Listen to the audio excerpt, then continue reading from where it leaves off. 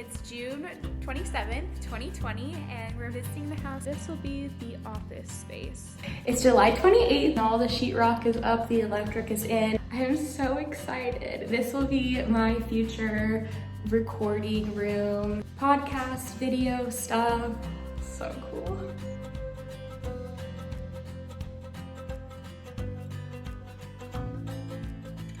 It's August 30th and we are officially 30 days removed. We have cabinets, which we haven't had since being in here. I believe it's been maybe about a month or so. Powder bath.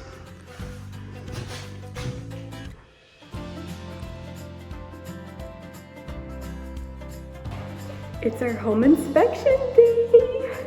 I am so excited to be sitting down and making this video, sharing a little slice of my personal life with you here on YouTube. I am a homeowner and I am so excited. I don't share a lot of my personal life online. I like to keep a lot of things private, and I went back and forth for a while about if I wanted to make a sit-down video announcing this milestone in my life. I have vlogs created for the whole process of moving into the house, but with those vlogs you wouldn't know if I was renting or if I own the house. But I decided that this is a big accomplishment for me. I never thought I would be able to be in a house unless I had a family, or at least at minimum a husband. It's a big accomplishment for me and I want to share it here on YouTube. So this video, the whole intention with it is just to be able to share not only my gratitude, but hopefully some insight into the home buying process. I want to make sure that this video still has a greater purpose behind it of still serving those who are watching. So let's talk about it. I'm so excited. I have it written down on my phone in some bullet points and notes, and I even made like a Q&A section. Not that anyone was asking me the questions, but I figured that would be an easier way to format the video so that it's super helpful the whole process. But I think we should begin with talking about why I decided to buy a house. And I want to start out by saying I think that there's so much value in renting. I feel like, at least on my Instagram Explorer page the last few months, there have been posts that are like really gung-ho about buying a house, and if you rent, you're throwing your money away, and that's just simply not true. And I think that's misguiding a lot of people, and there's a big responsibility that comes with buying a house, and it is so much more than just the down payment. You have other fees as well. For me, I just never considered buying a home because I wasn't educated in the process. I didn't realize that I could get a first-time home buyer's loan, which means that you put much less of a down payment into the house. And I wasn't educated on the entire real estate process. So once I became educated from that and I started learning about it at the beginning of 2020, like in January, February, actually from my best friend's parents, and it really opened up my eyes, and I realized that this would be a good fit for me personally. But it doesn't mean that it would be a good fit for you or make sense for everyone. So I don't want anyone to feel like there's some kind of pressure from this video. I'm just sharing my experience and sharing my insight. If you know, maybe this will be, you will be introduced into this whole realm of home buying, and we'll be able to make a decision from there, if it fits with you or if it doesn't. So I started learning about it at the beginning of 2020. This was before lockdown happened, before really COVID was in the United States, and I didn't hit Seattle until the beginning of March, and I had just gotten back from Los Angeles on like my last trip for the year, or probably for the next year or so. And I started looking in May. I looked at a variety of different houses. I mean, I probably looked at 30 different houses. I had my heart set on this one amazing house. It was like a 1930s house. It had so much character, and it had a finished basement. It even had its own separate detached studio apartment that I was planning to flip into like a photo studio situation. It had running water, everything, and it was amazing. It was honestly my dream house. And it needed electrical done, which I didn't know what that meant until my mom was like, Jessica, that means you have $30,000 of electrical to be put in this house. And I was like, oh, okay, no thank you. $30,000 out of my pocket just to rewire the entire house. Not in my budget at all. My mom's in on this whole process as well, and our agent introduced us to new construction homes, which of course I have seen because I've driven past them. I'm sure you have as well, but it really never occurred to me even what it was.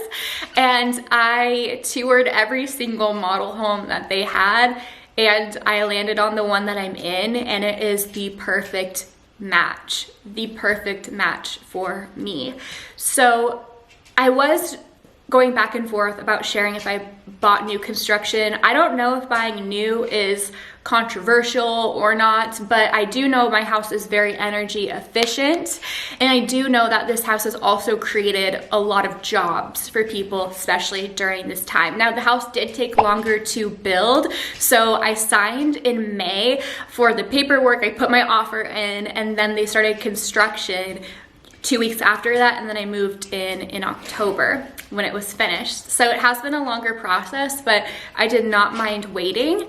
So new construction also means that I do not have to worry about anything. I don't have to worry about the roof being replaced in a few years. I don't have to worry about any kind of leaks. I don't have to worry about even the gutters, the electrical, the gas, anything. Replacing the furnace, like my furnace is okay for 20 years. And those can be some of those large expenses that in the home inspection, you might have to pay and the sellers won't pay for, such as the electrical in the previous super cute 1930s house. The seller would not pay for new electrical. It would have to come out of my pocket. I didn't have that money for anything, let alone electrical.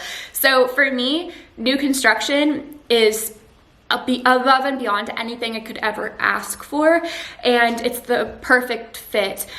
Also, a little insight into my growing up in my childhood, our house constantly had things going wrong with it. Black mold, leaks in the roof, and that would come into the ceiling. It's still like that. The house had so many things that could have been easily fixed. I mean, it would come with a price tag, of course, but our house was just never maintained.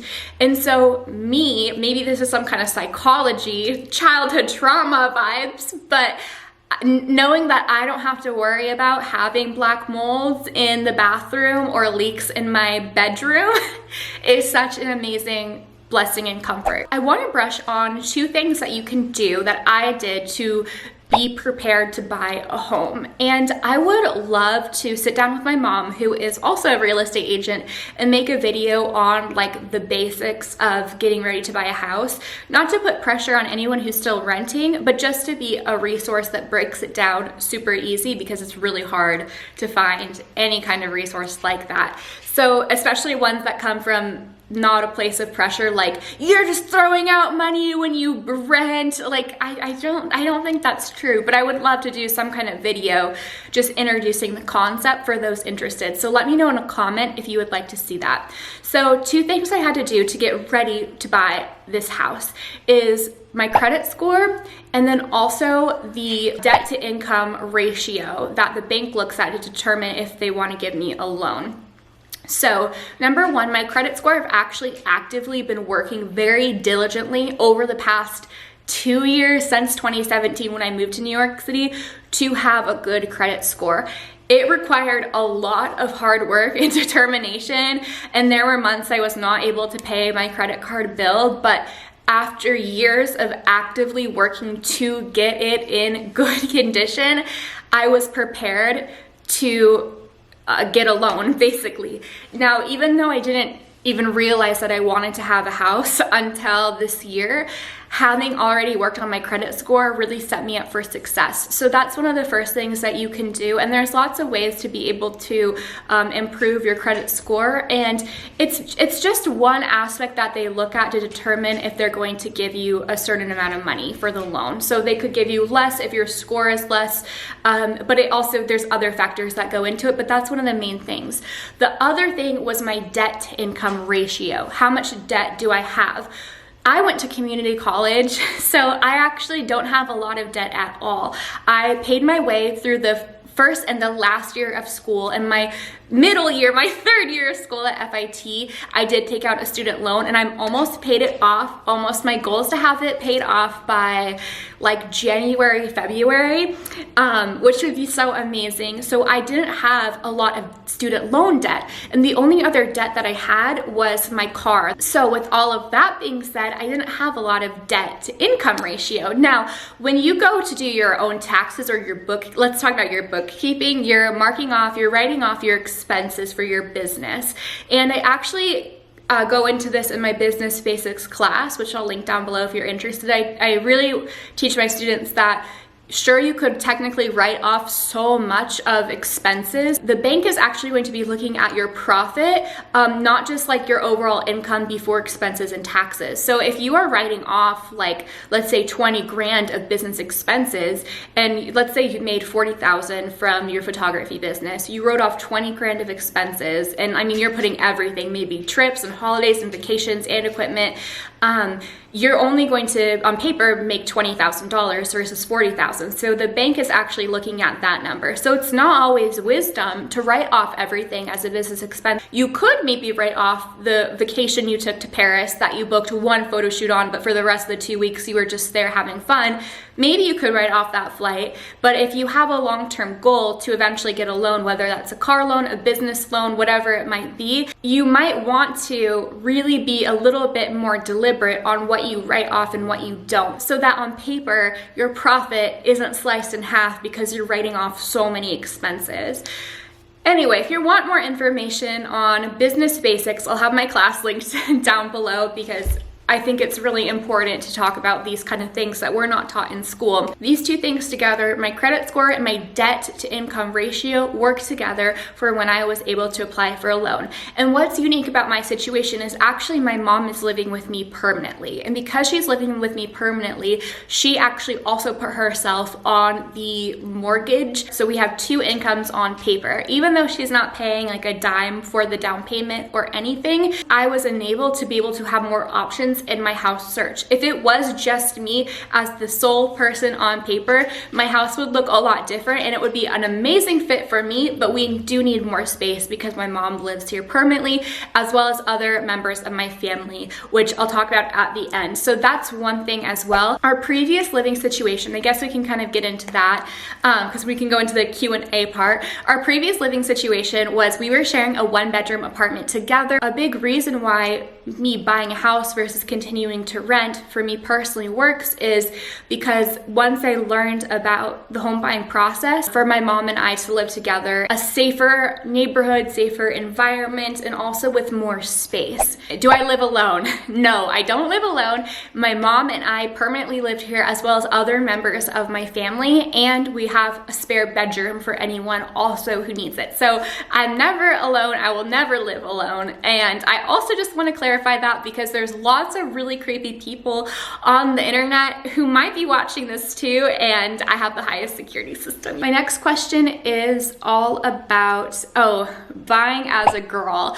So buying as a woman was such a pain to go through. There were lots of other obstacles, and just in the overall attitude from every person that we worked with was a guy, and they were all super rude to us, whether it was when I was even came in to look at the model homes, the comments that were made about me, and also even once I was a client of the real estate agent, the person who represented the builder basically. So you usually have, you have a real estate agent who represents the buyer and then the seller. So I was the buyer, I had my agent, and then the seller. And he was just very he was a jerk, even when we were literally giving him commission kind of thing. He did 2 major security breaches. The overall process was such a headache, and I know it wouldn't be like that if I was a man, but if there's anything that New York City has taught me, is to be able to be assertive and to get my way. Still respectfully, of course, because you want to treat others how you want to be treated, but there's still definitely a time to speak up. So I could maybe talk more about that in a whole separate video, because I definitely have a long note in my phone of all of the instances, but I did want to brush on buying a house as a woman, and just because my mom was with me didn't help. She's a woman too, and I found that a lot of the times the people, it doesn't matter if they're a man or a woman, just the people who do have that kind of attitude towards you, it doesn't matter if you're old or you're young. Probably my age did play a factor into it, because I am young and I look younger, especially when I have no makeup on and my sweatpants. And either way though, it's not acceptable behavior. I know that I don't have it as bad as other people also going through this process, but I just wanted to touch on buying a house as a woman. Lots of you are going to experience these kind of emotions and situations, and we do have to learn to speak up for ourselves. Let's move on though, but I did want to touch on that. So is this house a custom home? No, it is not. So we actually were able to pick from 3 different color palettes that included the wood, the backsplash, the countertop, and the owner suite tile, as well as the fireplace tile. And then from there, you can select from 3 different cabinet options. So I'm so grateful that we went into this situation literally days before they started breaking ground and would like make the decision for us on the 3 different palettes. And so the fact that I was able to choose the palette that I liked best was such a blessing, and I really love the palette. It's super simple and clean, and it will enable all the rest of the house plans to really pop. As you can see behind me, this is pink. This is the color of my entire house. So excited to share with you in vlogs, but no, the house is not custom, and that's a way where they're able to keep the cost low. So let's go into my next question, which is all about, when am I moving in? Well, I'm already in the house. So actually I have moved in already at the beginning of October. I am so excited. I'm so thankful for everybody who watches my YouTube videos, engages with me on social media. If you take one of my courses or my classes, or if you purchase a website template, I'm so grateful. Thank you so much. My dream job has enabled me to have my dream safe haven. I'm also so thankful to God. I'm so grateful. I can't wait to really make it a home and bring you along for the process and make it a safe space for everyone. Thank you so much for watching and for supporting. Be sure to hit subscribe so you're the first to know when the home videos come out, as well as the empty house tour. You can also find me over on Instagram at Jessica Whitaker for more peeks into the home, and I also have lots of like satisfying time lapses of painting and organizing that are up, as well as daily tips, tricks, and tools for your photography business. I'll see you in the moving vlog. Bye everyone, thank you.